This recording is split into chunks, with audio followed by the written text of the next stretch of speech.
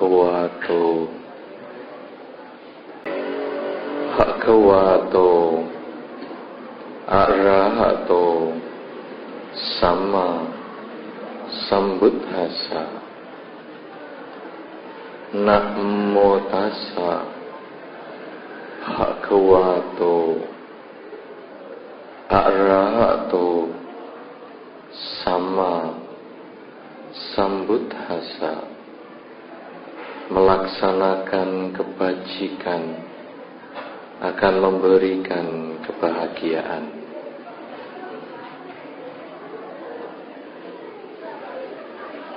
Para bapak ibu, saudara-saudara yang berbahagia,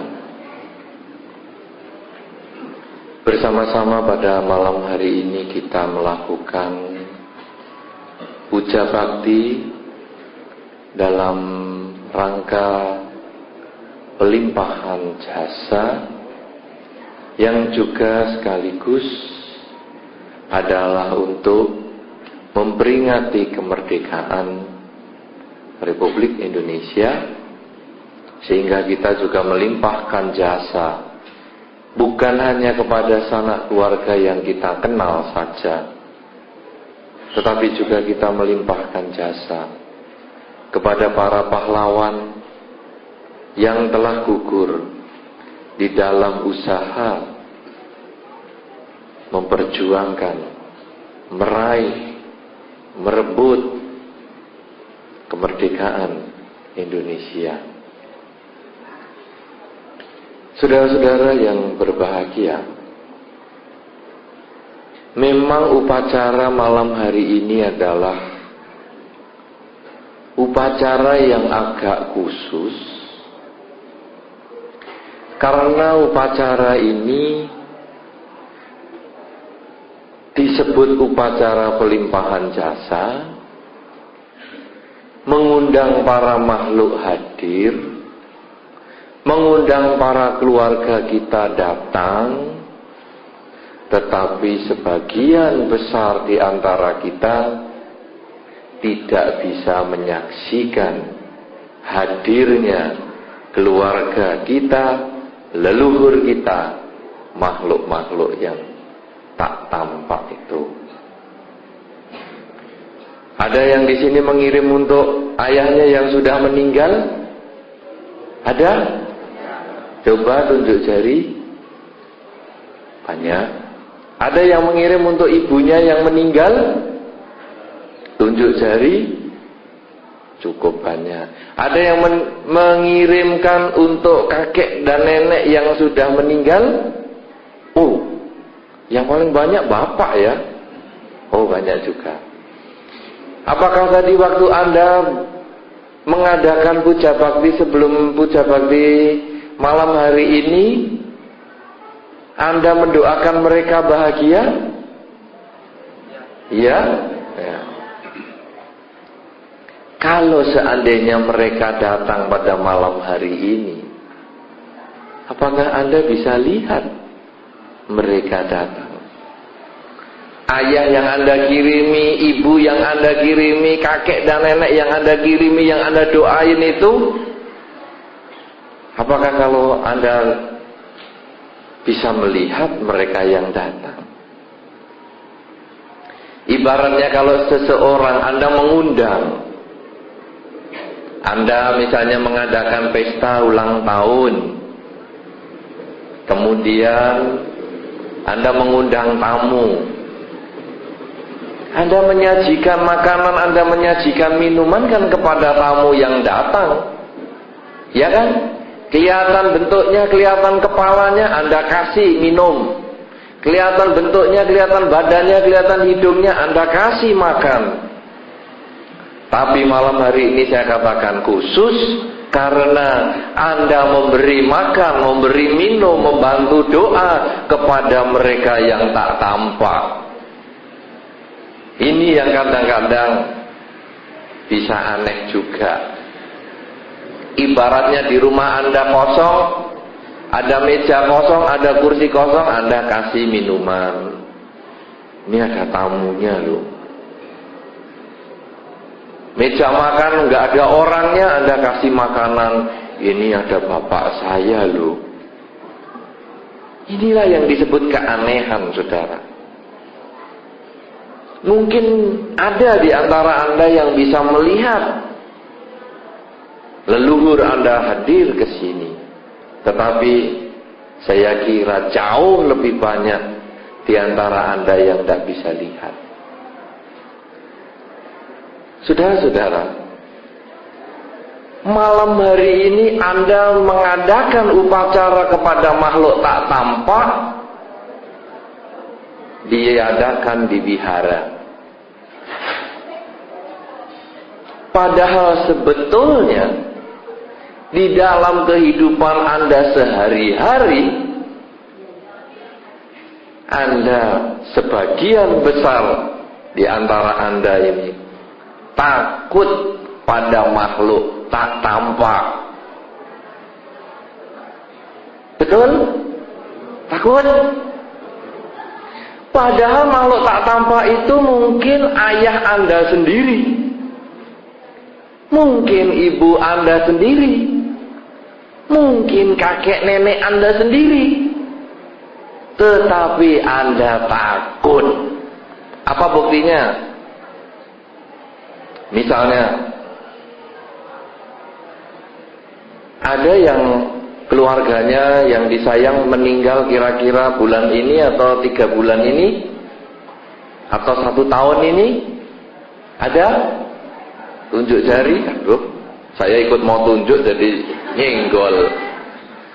1 orang, 2 orang, 3, 4. Banyak. Orang yang Anda sayangi yang meninggal, pada saat malam hari berani nggak Anda tidur dekat peti mati orang yang Anda sayangi itu sendirian? Hah? Berani nggak? Berani? Berani? Di belakang? Berani? Tidur sendirian sama jenazah? Nggak berani. Padahal itu jenazah orang yang Anda sayangi. Takut. Bahkan saudara-saudara, ada satu keanehan yang kadang saya renungkan. Di beberapa kepercayaan di masyarakat lingkungan kita, kan ada yang nggak percaya setan. Ada juga yang nggak percaya kelahiran spontan. Mana ada kelahiran spontan? Nggak ada, ngomong kosong. Saya ngomong, oke, ini bapakmu meninggal. Coba kamu tidur di sebelah jenazahnya ini malam ini. Takut. Pak Biku takut. Berarti kamu kan percaya ada setan. Ya, saya khawatir bapak saya bangun. Nah, berarti kamu percaya kalau ada makhluk yang lahir spontan. Ya, tapi agama saya tidak mengatakan begitu. Agamamu tidak mengatakan gitu, tapi kamu sendiri yakin itu. Buktinya perilakumu takut kok. Nah, saudara-saudara, oleh karena itu, maka kadang-kadang saya berpikir, kenapa ya upacara pelimpahan jasa ini kok sering diadakan di wihara daripada di rumahnya sendiri? Mungkin takut kalau sudah diundang nggak bisa balik. Wah, repot ini. Jadi korban di rumah.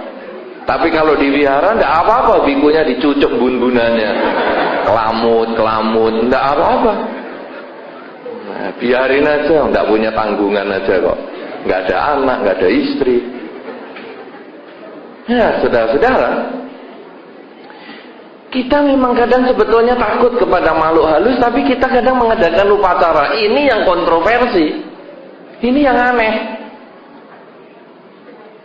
Bahkan kalau di rumah ada demit, biasanya rumah baru berdemit, atau dia baru beli, rumahnya udah jadi gede, panggil biku untuk tidur situ. Saya pikir ini biku dijadikan umpan apa?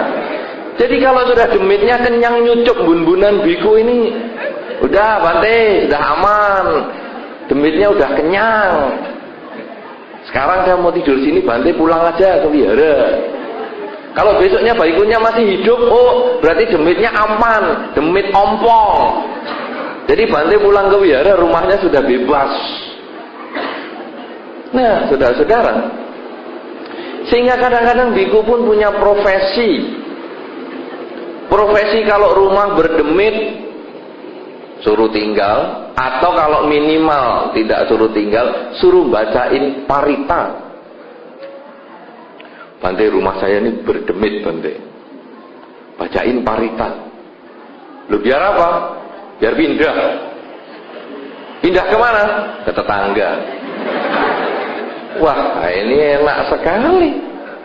Dan nanti kalau tetangga bacain parita atau bacain doa yang lain kemudian balik ke rumahmu gimana? Oh, kita panggil biku lebih banyak.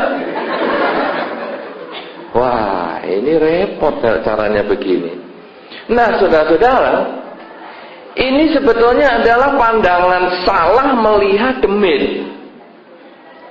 Dianggapnya demit itu mengganggu, demit itu jahat, demit itu menyeramkan, demit itu seperti film-film, cerita kisah-kisah misteri, kismis,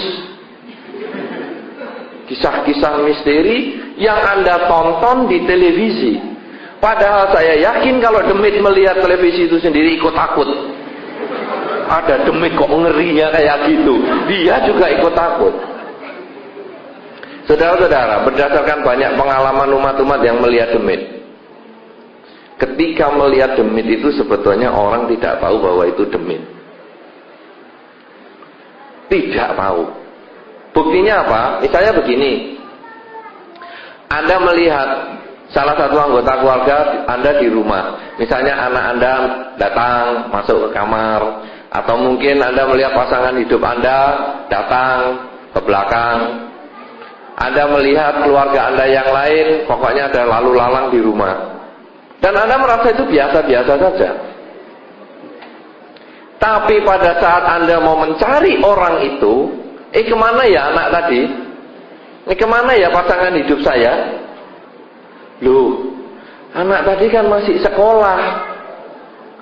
Loh, pasangan hidup saya kan tadi baru pergi kerja. Nah, ini siapa tadi yang saya lihat di rumah ini?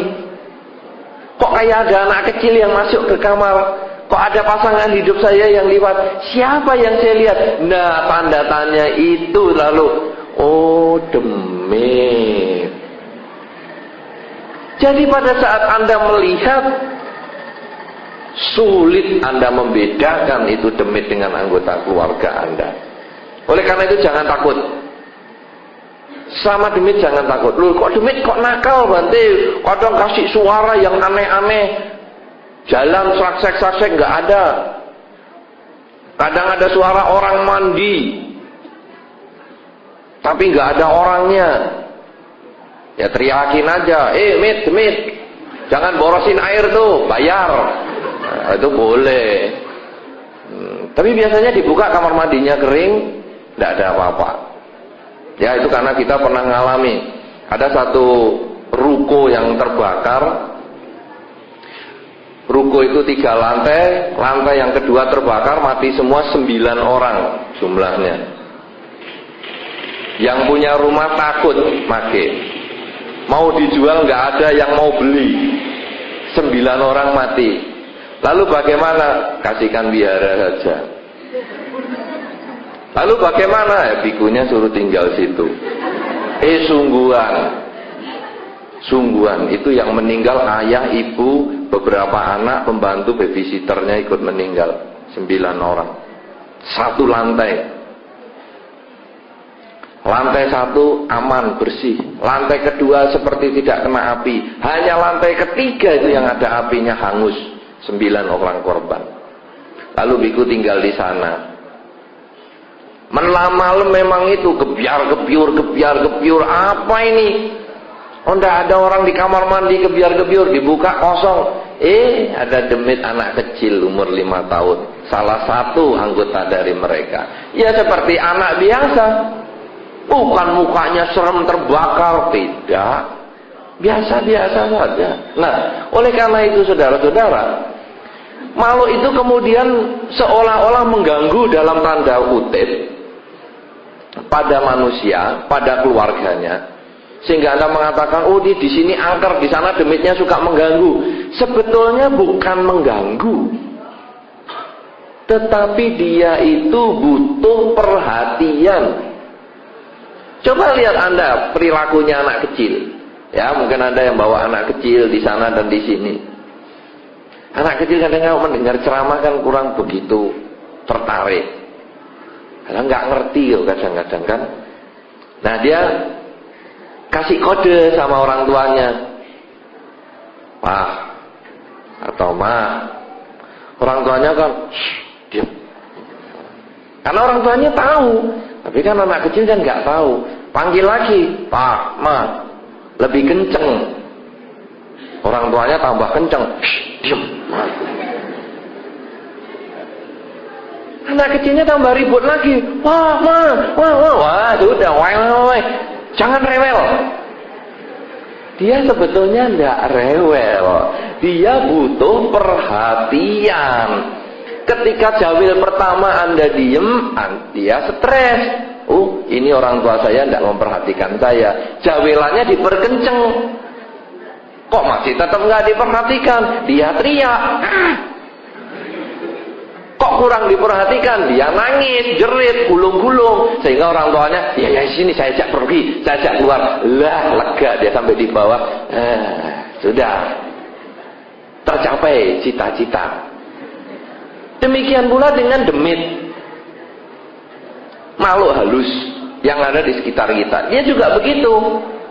Dia kadang-kadang tidak menyadari dirinya sebagai demit, karena pada saat meninggal dia tidak siap. Sehingga begitu meninggal itu, melihat Anda, melihat semua, melihat rekan-rekan, tetapi mau ngomong nggak bisa, mau komunikasi tidak bisa. Padahal lihat. Nah, lalu dia mencoba memberikan kode. Belakang leher Anda ini ditiup. Wih, apa ini ya? Angin mungkin. Dia sudah niup itu supaya Anda noleh.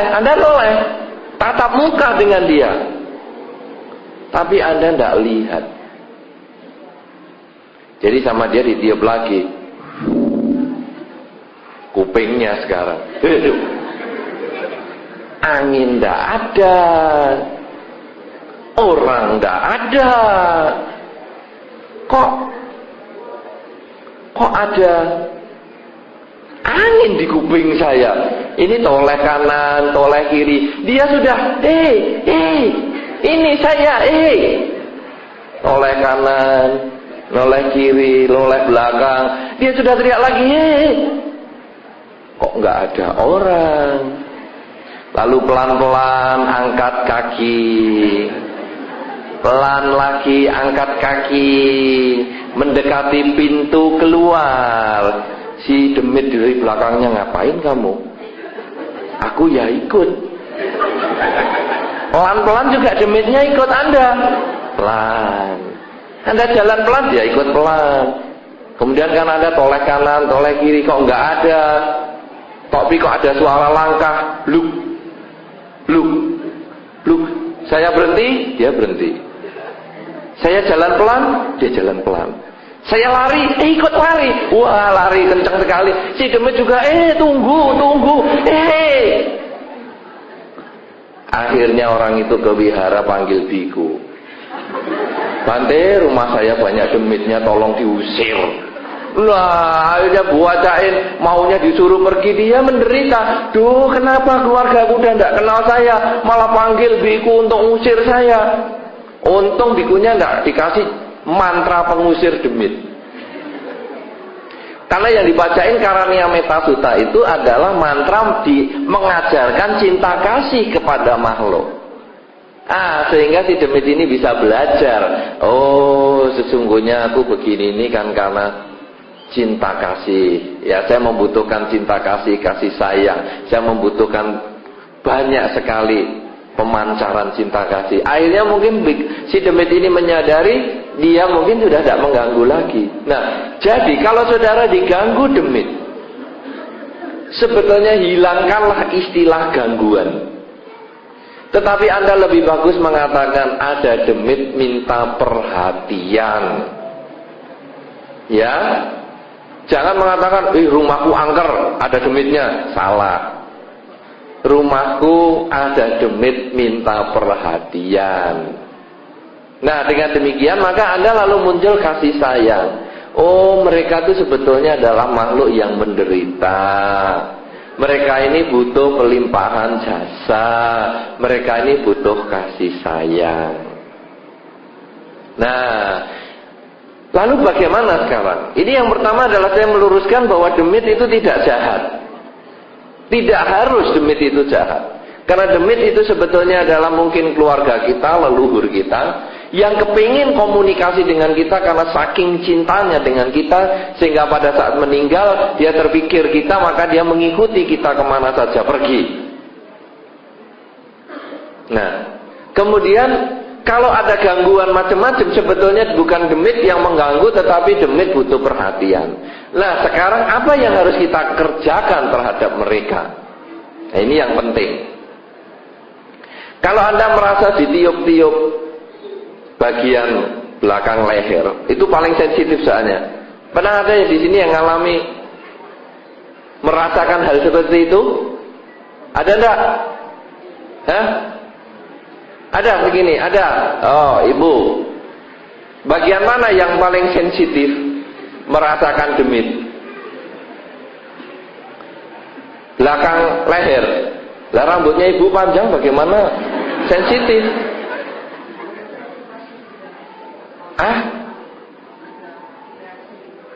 Reaksi apa? Gatel. Oh, ya.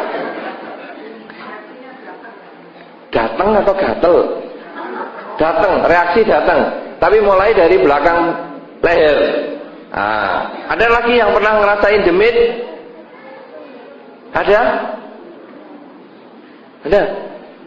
Hanya satu. Nah, yang takut demit siapa coba? Coba lihat, yang takut demit tunjuk jari.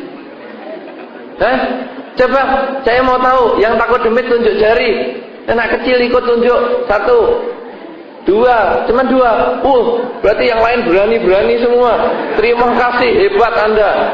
Saya tidak yakin. Jangan kata urusan demit. Malam-malam duduk di wihara ini sendirian, ayo coba meditasi, tidak masalah ini. Belum tentu ada yang berani.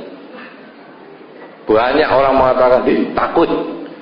Loh, itu altarnya sendiri, ada Buddha Rupang di situ, meditasi bisa takut. Padahal itu umat Buddha. Lah kalau umat Buddha sendiri takut, siapa nanti yang berani di depan ada masalah? Nah, padahal Anda sendiri sebetulnya belum pernah lihat. Ibu tadi juga baru merasakan ada demit, tapi juga tidak melihat. Tapi kenapa Anda semua takut? Karena pikiran Anda itu sebetulnya diracuni oleh film. Racunnya adalah film. Dan lebih celaka lagi, Anda takut demit kalau malam, siang tidak takut. Saya katakan lebih celaka, kenapa? Karena demit bagi dia siang dan malam kita sama saja. Banyak sekali orang melihat demit justru jam 10 siang. Anda kalau lihat Tuyul dan Mbak Yul, filmnya itu, demit itu selalu siang. Anda tidak perhatikan toh? Tuyul dan Mbak Yul itu kan demitnya jalannya siang terus. Tapi kalau Dracula jalannya malam. Kenapa? Karena memang demit itu tidak melihat waktu. Karena siang dan malam di sana, satu harinya bisa puluhan tahun di sini. Jadi Anda kalau lihat malam siang takut, malam berani siang, itu tidak masuk akal. Di rumah sendirian siang berani, di rumah sendirian malam takut, padahal tempat tidurnya ya di situ, pintunya ya di situ, gelasnya ya di situ, gitu kok takut. Kecuali kalau malam pintunya pindah sedikit. Kemudian tempat tidur bisa geser. Itu takut. Tapi kalau sekarang siang malam bentuknya sama, apa yang takut? Itu kan pikiran Anda sendiri sebetulnya. Pergi ke kuburan siang-siang berani. Pergi ke kuburan yang sama malam hari takut. Itu kan heran. Oh, kuburannya ya tempatnya sama, pohon kambojanya ya tetap di situ. Apa yang ditakuti? Pikirannya sendiri sebetulnya. Nah, oleh karena itu saudara, satu, demit itu sebetulnya mungkin kerabat kita. Yang kedua, dia itu mencari perhatian untuk kita menolong. Yang ketiga, rasa takut itu sebetulnya adalah buatan kita sendiri. Maka sekarang yang keempat, apa solusinya? Bagaimana cara mengatasi demit? Nomor satu, cara mengatasinya, saya bukan membagi jimat. Pakai jimat, misalnya itu tulang anjing. Pernah Anda dengar? Pernah dengar? Tolak demit dengan tulang anjing. Belum pernah dengar? Saya kasih ilmunya. Orang takut demit itu bawa tulang anjing. Katanya demit takut. Belum tahu dia ada demit Manado. Suka sekali RW. Ada orang Manado di sini? Hah? Mana? Mana orang Manado? Malu dia, suka RW soalnya. Ada demit dari Batak. Suka sekali juga anjing. Dikasih tulang babi. Pernah dengar? Nolak demit pakai tulang babi. Belum tahu dia ada demit dari Tiongkok. Wah, ini ada babi, ini samcannya gede-gede. Wah, dia yang bawa tulang babi malah makin dideketi. Baru tahu itu. Ada lagi, kalau mau anti demit, bawa itu loh, bawang putih yang satu, bawang tunggal. Pernah dengar? Pernah? Belum tahu ada demit kena tekanan darah tinggi. Justru bawang tunggal itu yang dicari untuk acar bawang. Ayo coba Anda lihat acar bawang. Pernah lihat? Itu kan obat tekanan darah tinggi toh. Itu kan bawang tunggal semua. Bener nggak tuh? Jadi kalau Anda bawa bawang tunggal, demit tekanan darah tinggi datang kepada Anda. Wah, ini dia obat bagi saya. Baru tahu itu. Jadi saya tidak memberikan jimat. Kasih hu. Hu tulisan apa dulu? Oh, hu-nya mesti tulisan bahasa Mandarin Bante. Walah, kalau demit nggak bisa bahasa Mandarin kayak saya, nanti malah tulisan apa deh ini? Lah, malah dideketi dilihat. Ya. Lah, jadi bukan hu yang ngusir demit. Bukan benda-benda daging babi, apalagi dari tulang babi, kuku macan. Kuku macan untuk nolak demit. Kukunya sudah diambil, itu berarti macannya sudah jadi demit. Mana ada macan pergi ke salon dipotongi kukunya? Ya pasti dia sudah dibedil mati jadi demit. Lah ini kukunya kan malah dia cari. Mana kuku? Baru tahu itu malah dicari sama macannya. Kadang-kadang aneh-aneh orang itu. Aneh-aneh yang tidak sesuai dengan dharma. Nah, sekarang bagaimana sesuai dengan dharma?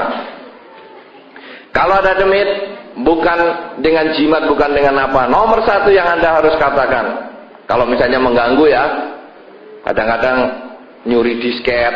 Demit sekarang bisa nyuri disket. sungguhan. Mungkin yang mati sudah pada suka komputer, pada mati sudah, zamannya kan berubah, ada yang nyuri disket. Itu beberapa kali. Ada pengalaman satu umat yang ngetik terjemahan itu, disketnya hilang, diketik lagi disketnya hilang, diketik lagi disketnya hilang. Ada demit yang suka nyuri pisau, ada demit yang suka nyuri sendok, garpu dan sebagainya. Nah, Anda boleh katakan begini, demit, atau apa macam makhluk di sini, kalau memang ada yang mau disampaikan, kasih tahu lewat mimpi. Itu nomor satu. Jadi kita buka channel komunikasi, kasih tahu lewat mimpi. Kenapa kok tidak kasih tahu langsung? Takutnya pingsan. Jadi, demit, kalau memang ada sesuatu yang disampaikan, keluarlah engkau. Keluar sungguh cuman kepalanya Anda pingsan. Padahal kepalanya ganteng, tapi Anda pingsan. Jadi lebih bagus kasih tahu lewat mimpi. Itu banyak yang sukses. Malamnya terus ngimpi macam-macam. Itu loh kuburan saya itu papan namanya jatuh. Semennya rontok. Coba dong, tolong dibenerin. Begitu. Atau kalau dia nggak bisa komunikasi dengan bagus, dia nampil. Mungkin wajahnya jelek, mungkin pakaiannya buruk, mungkin modelnya pucet seperti orang sakit. Nah, pokoknya kita boleh mengatakan, kalau memang di sini ada makhluk, kasih informasi lewat mimpi. Terus Anda tidur, jangan, nanti aku ngimpi. Nggak berani tidur, ya sama aja. Ya, nah nomor 2, setelah mimpi, Anda lihat, apakah orang itu kelihatan pakaiannya buruk atau sakit, atau mungkin nggak mimpi sama sekali juga boleh. Cara yang kedua ini, ya setelah itu langkah yang kedua ini, inilah yang cara yang diajarkan di dalam Dharma. Kita melakukan kebajikan untuk para makhluk yang berada di sekitar kita tadi. Sepertinya malam hari ini, Anda mengikuti Patidhana. Ini sebetulnya Anda melakukan kebajikan. Anda datang ke wihara, Anda membaca parita, kemudian Anda mempersembahkan dana. Ini semua bisa dilimpahkan jasanya kepada semua makhluk yang Anda ketahui. Makhluk ini bisa keluarga Anda yang dekat, ayah dan ibu Anda, kakek dan nenek Anda yang Anda kenal.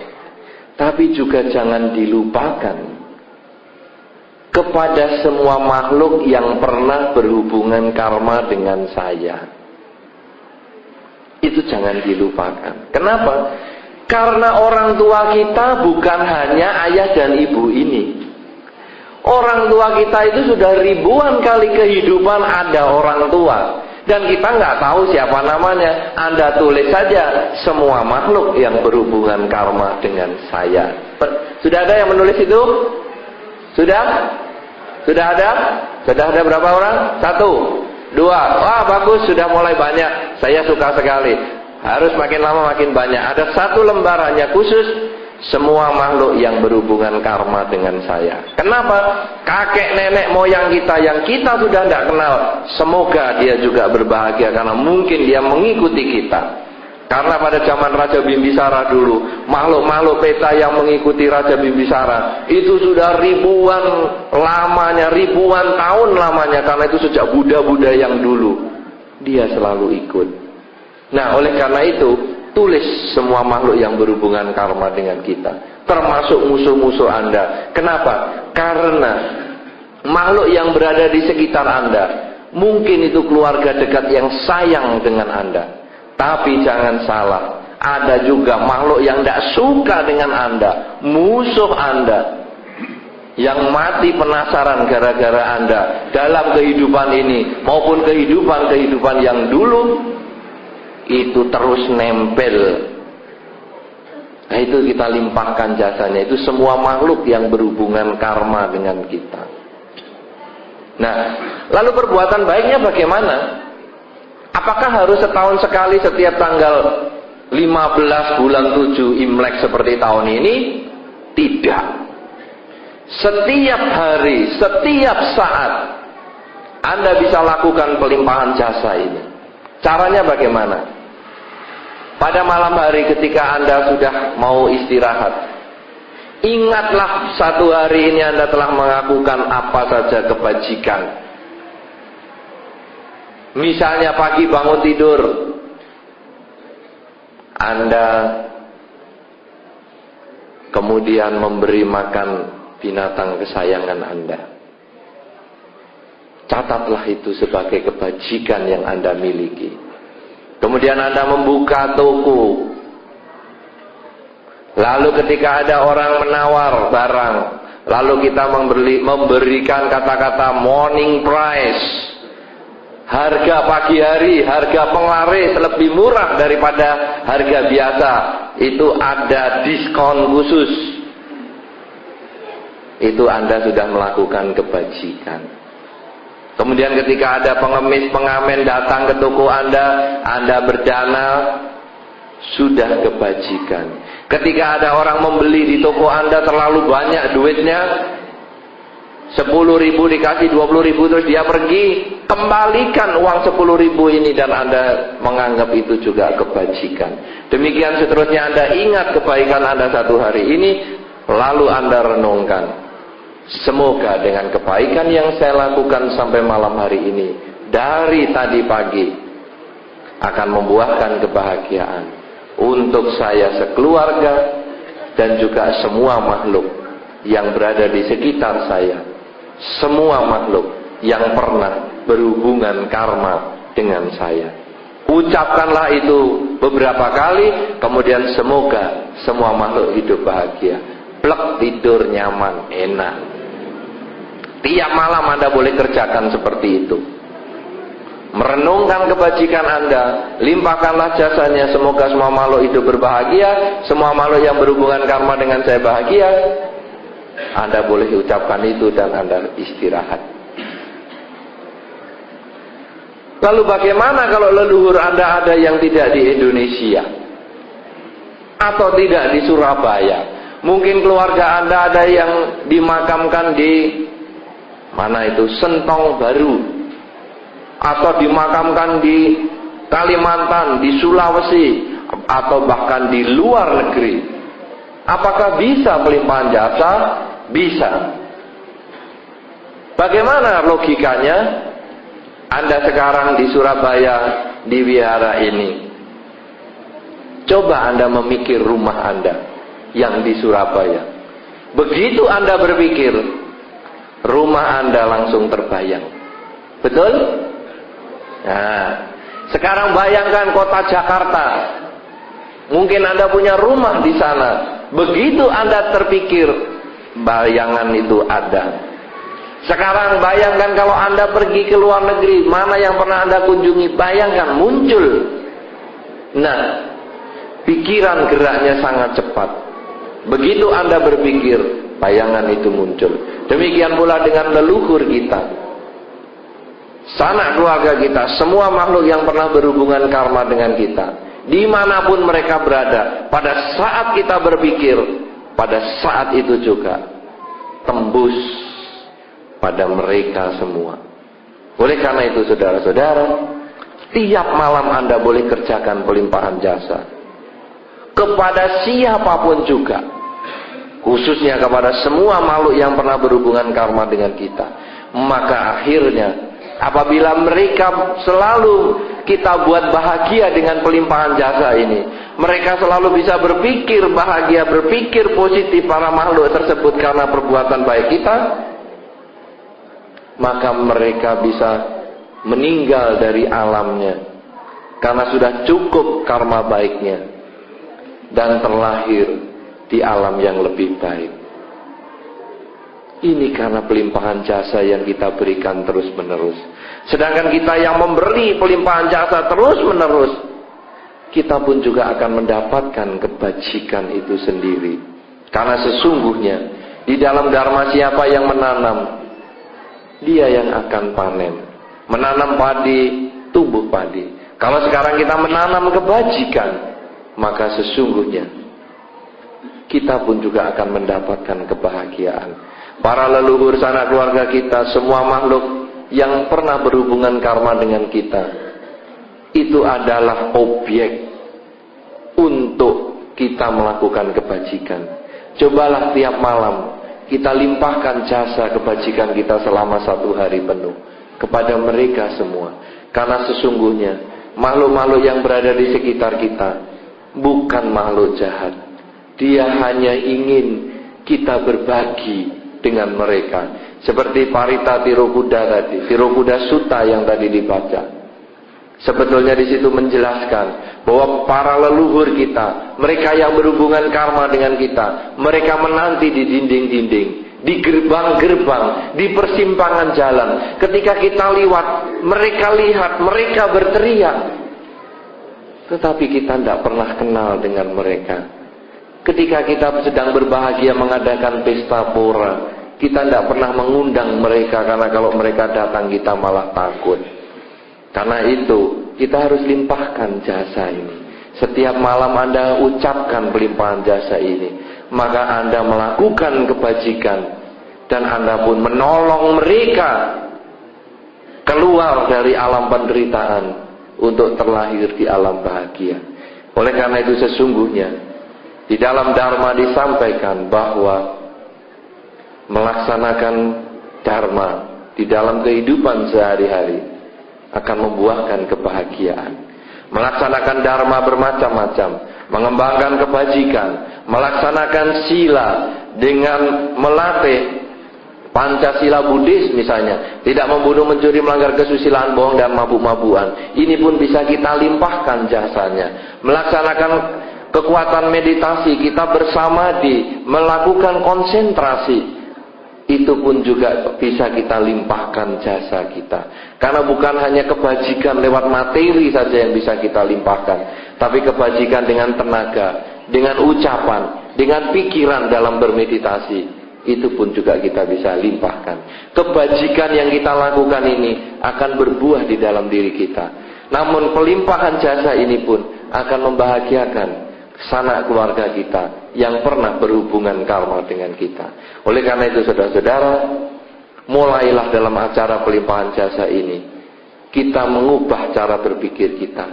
Jangan takut dengan makhluk halus, karena sesungguhnya banyak di antara mereka justru mereka yang pernah berhubungan karma dengan kita. Mereka lah objek untuk kita tolong bersama. Semoga dengan kekuatan kebajikan yang Anda lakukan pada malam hari ini akan membuahkan kebahagiaan untuk para sanak keluarga Anda yang telah meninggal, juga semua makhluk yang pernah berhubungan karma dengan kita semua. Semoga mereka semua berbahagia di alam kelahiran yang sekarang. Kemudian juga dengan kebajikan yang kita miliki, semoga akan membuahkan kebahagiaan. Karena melaksanakan Dharma di dalam kehidupan sehari-hari akan membuahkan kebahagiaan. Kebahagiaan untuk kita, kebahagiaan untuk semua makhluk. Semoga semua makhluk, baik yang tampak maupun yang tidak tampak, akan memperoleh kebaikan dan kebahagiaan sesuai dengan kondisi karmanya masing-masing. Sabbe satta bhavantu sukhitata. Arahato Sama Sambuddhassa. Namo tassa